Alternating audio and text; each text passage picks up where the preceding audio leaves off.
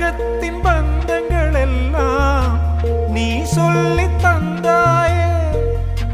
பிறப்புக்கும் இறப்புக்கும் இடையில் வழி நடத்தி சென்றாயே.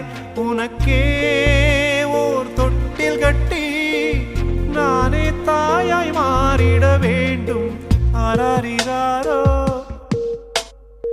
நான் இங்கே பாட, தாயே நீ கண்ணுறங்கு, என்னோட மடி சாய்ந்து